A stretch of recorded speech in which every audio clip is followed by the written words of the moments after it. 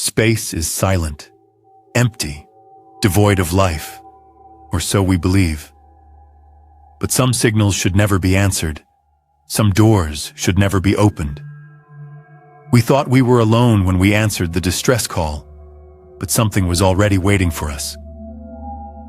The USS Cassiopeia was abandoned 6 months ago. The last recorded crew member was Lieutenant Daniel Kovac. He was reported dead, and yet we heard his voice. The mission was simple: board the station, find out who or what sent the transmission. But the moment we stepped inside, we realized something was very, very wrong. Because the Cassiopeia wasn't abandoned. It was waiting. The USS Helios drifted through the void, a lone beacon in the vastness of deep space. The bridge was quiet, save for the steady hum of the ship's systems and the soft beeping of the comm station. Then, static. A burst of distorted sound filled the cabin, sending a chill through the crew. It was faint, garbled, but unmistakably human. "Do not come here. Do not wake it." Silence. A long, empty pause. Then the voice returned, clearer this time. "Please, I don't have much time. It's Kovac. If you hear this..." The transmission cut off, swallowed by an unnatural, piercing shriek. Captain Reyes straightened in his seat, his jaw tightening. "Run that again." The recording played once more, and with each repetition, the unease in the room deepened. Lieutenant Decker, the communications officer, shook his head. "Captain, that's impossible. Kovac is dead." Dr. Elena Kim, the science officer, frowned. "Unless someone else is using his ID to send the message." Reyes exhaled slowly, his gaze locked on the silent void beyond the ship's windows. Or something. A long pause, then, "Prepare for boarding." The Cassiopeia loomed ahead, an enormous shadow against the black. It should have been lifeless yet. The docking lights flickered as if welcoming them. As the airlock cycled open, the team stepped into the station, their helmet lamps cutting through the unnatural darkness. The smell hit them first. Not just stale air, but something wrong, like metal and rot, though nothing appeared out of place. "Lights are offline," Vasquez, the security officer, muttered, switching to auxiliary. The beams swept over the walls, revealing corridors frozen in time. Coffee cups still sat on tables in the mess hall. Chairs were tucked neatly under consoles. It was as if the crew had simply vanished. "No bodies," Decker said, checking his scanner. "No heat signatures, no movement." Kim's brow furrowed. "Then who sent the transmission?" A sound echoed from the corridor ahead, a faint, dragging noise. The team froze. Then, it stopped. They reached the command center. The main terminal flickered erratically, the screen pulsing like a dying heartbeat. Decker frowned. "Logs are wiped. Last recorded entry is 6 months ago, the day Kovac died." Vasquez scanned the room, her grip tightening on her rifle. "None of this makes sense." Kim hesitated, then pulled up an audio log buried in the system. A voice crackled through the speakers, Kovac's voice. "If you're hearing this, it's already too late. It knows you're here. It knows everything." A deep, mechanical click echoed from somewhere in the station. Then, the lights shut off. Emergency power flickered back online. Vasquez checked her helmet cam footage, and what she saw made her stomach drop. The screen showed their team, walking into the station. Over and over, the same footage, the same entrance. "What the hell?" she whispered. On the screen, the team entered, then entered again, then again. but none of them remembered doing it. Kim's voice was barely a breath. What if we never left? Somewhere in the distance, something moved. A voice whispered through the speakers. I told you, you shouldn't have come. It wasn't a recording. It was live. A scream rang out from deeper within the station. The team spun, weapons raised, but the hall was empty. Then, the shadows moved. The emergency lights flickered in rhythmic pulses, throwing jagged shadows across the corridor walls. The team stood frozen, staring at the door ahead, one that hadn't been on the schematics. The metal frame was scratched, dented, as if something had been trying to get out. A single red handprint smeared the control panel. This door wasn't here before, Decker whispered. Kim swallowed hard. Maybe it wasn't supposed to be. A deep, metallic thud echoed from behind the door. Then another. Something was in there. Reyes took a step closer. We need to know what's behind it. Vasquez shook her head, gripping her weapon. Captain, whatever's in there? The door slammed open. The room beyond was not part of the original station. It was wrong. The floor seemed to breathe, shifting beneath their boots. The walls were lined with dozens of screens, each playing the same eerie, grainy footage. The Cassiopeia's missing crew. They were still alive. Or at least, they shouldn't have been. One screen showed Kovac standing in the very corridor they had just walked through, whispering to himself. Another screen showed Reyes, but not this Reyes.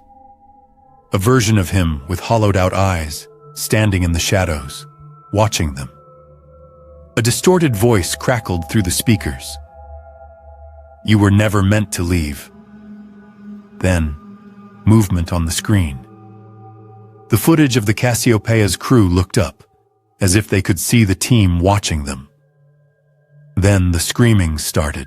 The station shook violently, throwing them against the walls.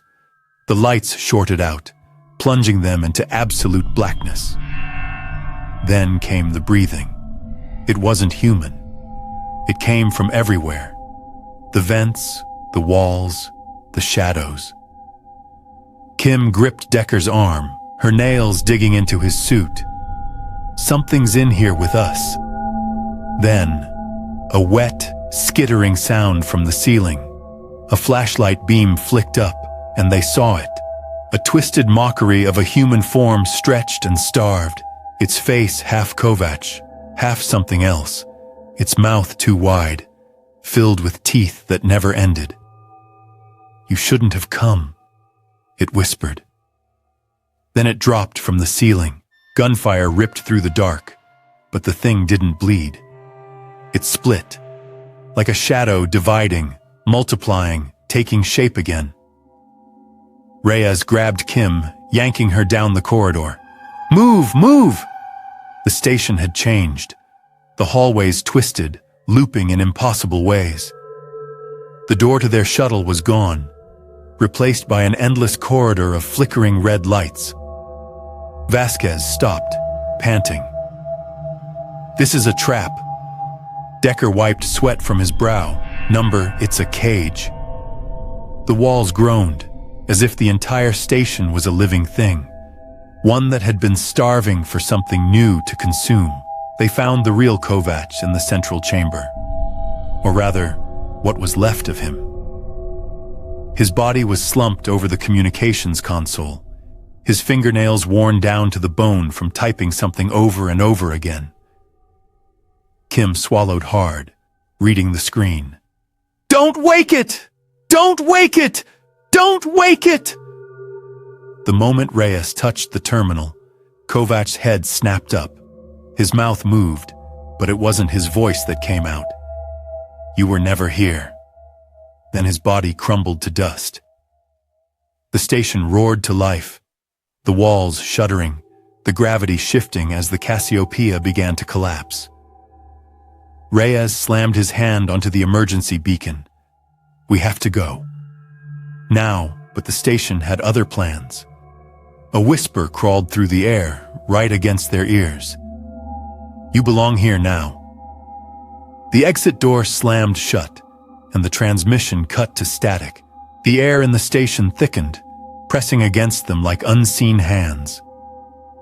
The emergency lights strobed wildly, casting jagged shadows that seemed to move on their own. The exit door, their only way out, was gone. Kim frantically typed into her wrist console. This isn't possible. The docking bay was right here.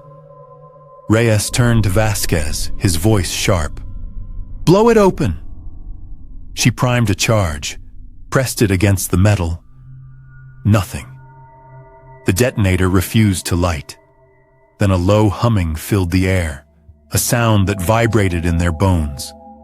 The walls began to shift, the metal plates rippling like organic tissue, sealing them in. And then it spoke. A voice layered and inhuman crawling into their ears like static. You are part of us now. Reyes took a shaky step back. Number no, we're not. The station laughed, and then it bled. Dark, viscous liquid oozed from the ceiling, from the vents, dripping onto the floor, pooling around their boots. It smelled of iron and rot. Kim gasped. This isn't a station anymore, it's alive. The floor lurched beneath them, and suddenly they were falling. They landed hard, but the impact felt wrong, like falling into something that wanted them to fall. The room around them wasn't the station anymore. It was the bridge of the Cassiopeia. But it couldn't be. The consoles were active, flashing warnings, running logs from a crew that had been dead for years. Decker stumbled to his feet, staring at the main screen. A distress signal was broadcasting. Kim's voice trembled. This is the same distress call we responded to. Vasquez looked around, her breath quickening. This isn't real. This is some kind of... And then the logs began to play, time-stamped from just minutes ago. Their voices, talking, arguing, panicking. Kim shook her head violently, clutching her ears. Number no, that's not possible. And then a final entry appeared. A grainy black and white security feed. It showed the bridge. It showed them. Only they weren't moving. Their bodies were motionless, slumped in their seats. Their eyes were open, unblinking. And behind them, something loomed. A shape shifting, flickering in and out of focus. Watching, waiting. The whisper returned, coiling in their skulls. You never left. The screen glitched, and suddenly the thing on the screen moved. Not in the recording, on the bridge. Behind them, Reyes whirled around, gun raised. But the thing wasn't behind them anymore. It was inside them. A sudden crushing weight slammed into their chests, their bodies locking up as if unseen hands held them in place. Kim's voice was a broken whisper. It's rewriting us. The station wasn't trying to keep them out. It was trying to make them part of it. Their memories, unraveling, their voices distorting. The logs had been right. They had never left. They had been here forever. Reyes fought against the weight, forcing his shaking hand toward the console. If he could send out one last message, one last warning, his fingers brushed the control panel. And then he saw his reflection in the screen. Not his face, not anymore. His mouth opened, but the voice that came out was not his own. Mayday, Mayday. This is the Cassiopeia. We need help.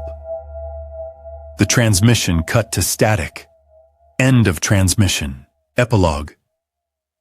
The Cassiopeia's distress signal continued to broadcast, a lonely beacon in the endless void. The USS Paragon, A deep space salvage vessel picked up the transmission. The captain, a weary man with tired eyes and a decade of regret, leaned forward in his chair, listening to the garbled, broken message. Mayday.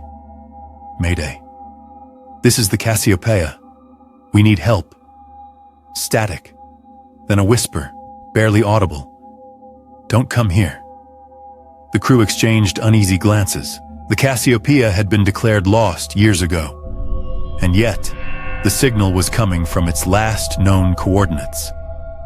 The captain exhaled, rubbing his jaw. Plot a course. Let's go see if anyone's still alive. As the Paragon drifted toward the blackness of space, the transmission shifted, warping, glitching, like something was changing it. And then, silence. The signal had stopped, but the whisper remained, waiting. What happened to the Cassiopeia? Who or what is sending that signal? If you think this nightmare is over, think again. Want more terrifying stories like this? Subscribe to @controversialdrama-87 and turn on notifications, because the next transmission might already be playing. Tell me, would you respond to the distress call? Drop a comment below and let's talk about it. If you made it to the end, type "transmission received" in the comments so I know you survived. Sci-fi horror. The Last Transmission. Lost in Space. Psychological horror. Found footage. Deep space terror. Mysterious signals. Don't respond.